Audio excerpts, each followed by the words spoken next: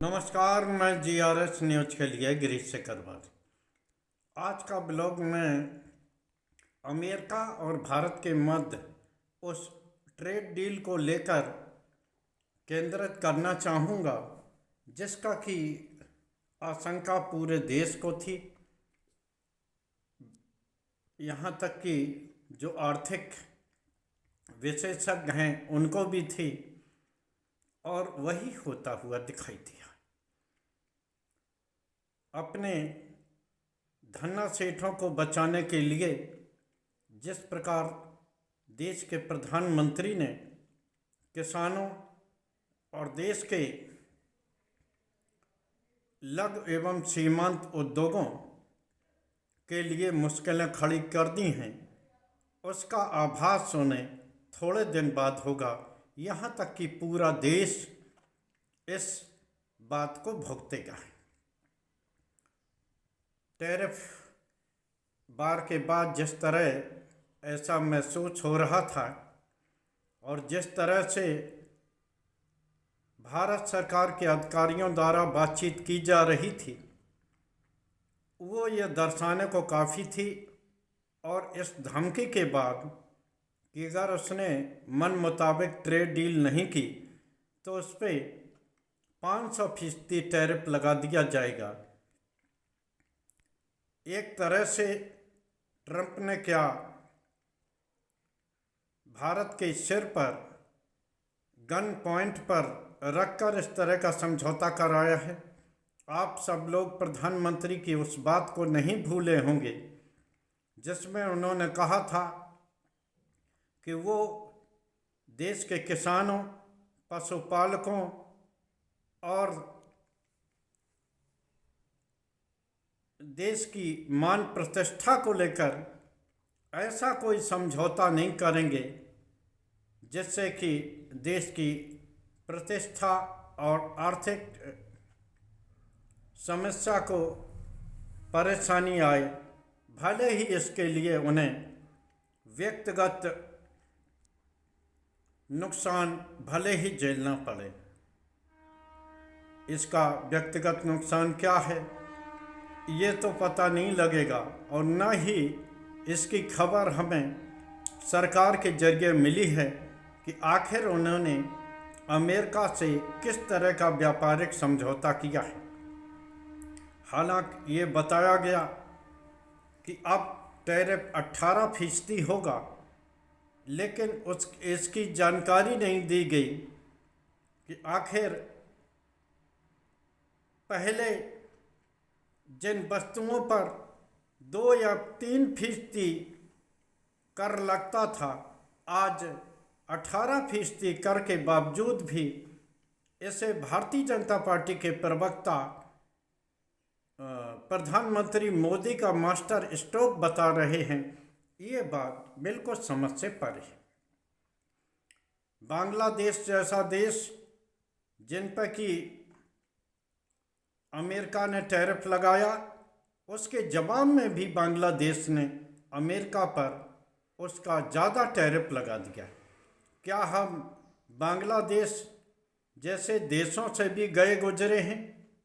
China का उदाहरण हम इसलिए नहीं देते क्योंकि चाइना हमसे बहुत बड़ी इकोनॉमी है।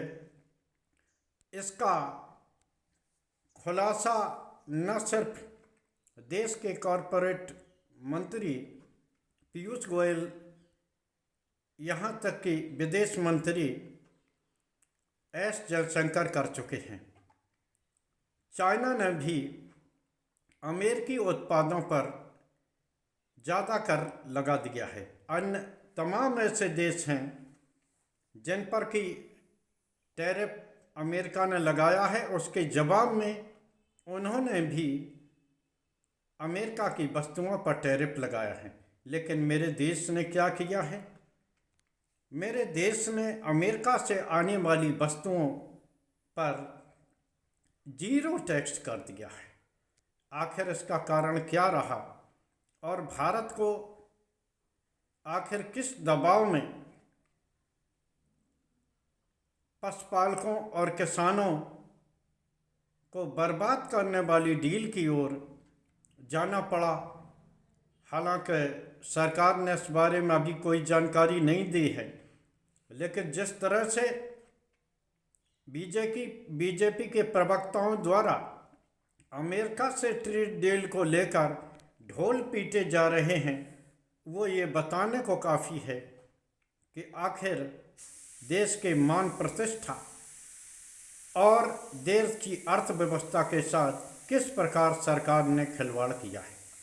आप सभी लोग जानते हैं किस प्रकार से अडानी और उनके भतीजे के खिलाफ चल रहे मुकदमे को लेकर मुझे पहले से ही आशंका थी कि निश्चित तौर पर देश के प्रधानमंत्री अपने सेठ को बचाने के चक्कर में निश्चित तौर पर अमेरिका के दबाव में आएंगे और वो इस दबाव में आते हुए दिखाई दिए।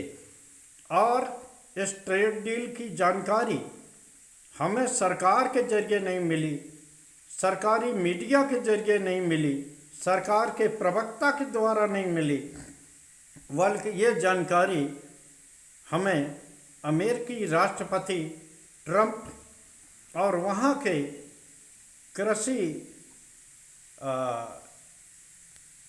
सचिव उनके ओर से जानकारी मिली कि जो समझौता ट्रंप ने भारत के साथ किया है, निश्चित तौर पर उसको ग्रामीण और किसानों को बहुत फ़ायदा होने वाला है।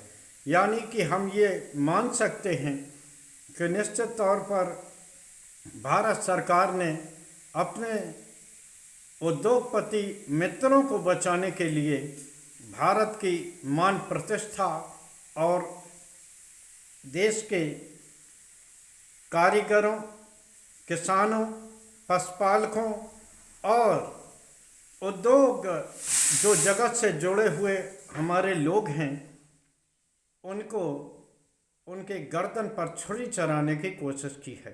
हालांकि सरकार इस बारे में कोई जानकारी नहीं देती कि आखिर क्या हुआ है, लेकिन जिस तरह से ऑपरेशन सिंदूर के दौरान अमेरिका के राष्ट्रपति द्वारा बार बार ये घोषणा की गई, इसके बावजूद भी देश की सरकार और यहाँ तक कि प्रधानमंत्री मौन रहे, ये दर्शाने को काफ़ी है कि अब जब ट्रेड डील की भी घोषणा उन्हीं अमेरिकी राष्ट्रपति के जरिए हो रही है और उनके अमेरिकी प्रशासन द्वारा हो रही है, तो बताने की ज़रूरत नहीं कि देश के किसानों के साथ जो नुकसान होना था वो हो चुका।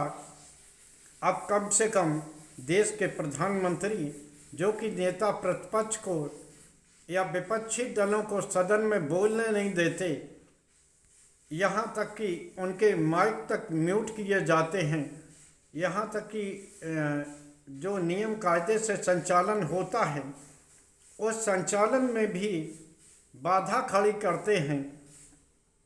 अब क्या बताने की कोशिश करेंगे कि आखिर कौन सा दबाव था जिस दबाव में आकर आपने देश के पशुपालकों और बहुसंख्यक किसानों के साथ इस तरह की डील की है।